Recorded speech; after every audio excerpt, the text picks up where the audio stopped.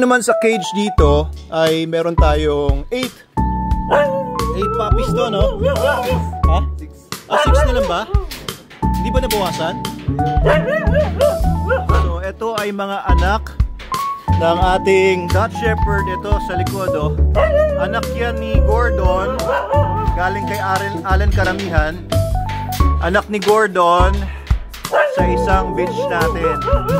So ang tatay naman itong mga ito ay yung anak.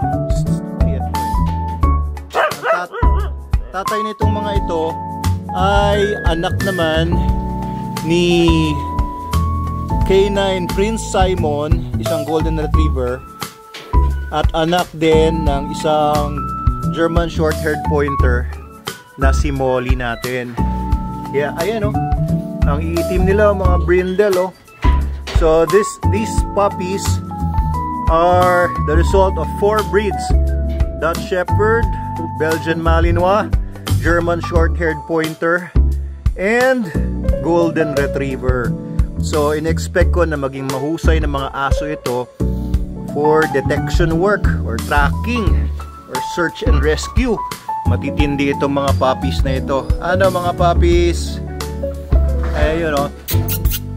Hello! 1 month old na sila. Kumakain na sila ng pure SDN. Hello, puppy! Hello! Naka-bundle up sila doon. I think 4 yung brindle or 3. Tapos 3 black. Ayan. Yay! Ito pinaka-friendly yata. O baka tulog lang yung iba, antok lang yung iba. Pero ito friendly itong isa na to.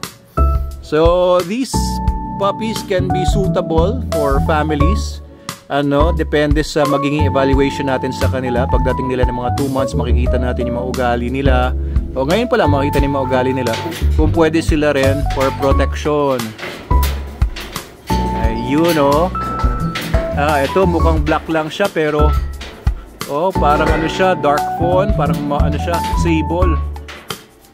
Ito yung nanay nila, napakakulit at malaking aso to.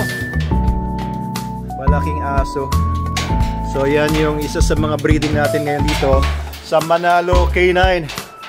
Ayan, dito sa Macamo, sa mahabang parang Binangon. Oy, baka mahulog ka dyan, papi. Hello. Hey. Yung mga kapatid niya nandun lang, oh. Tulog lahat. Hello, papi. Itong isa black nga. Itong ganda ng kulay nitong isang to, ah. Ika dito, ah. Sandali lang. Tulog ko ulit mamaya pagkatapos. Babae. Very nice. Ito namang isa, parang mapula yung ano niya. Babae din. Mapula yung pagka-brindle niya. Itong sable, lalaki. Baka mahulog kayo. Teka. Kakagulo na.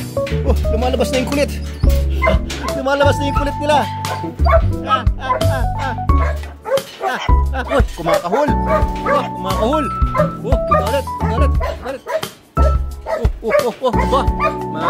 Matindi yung mga drive dito.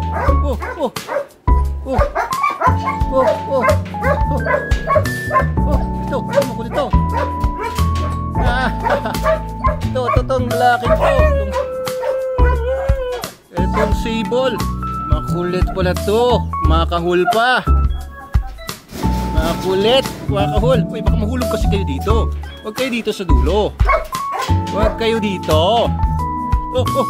Uy, mahulog. Yung isa doon tayo make yung cute na itim. Dyan lang kayo. Baka maipit. Paa.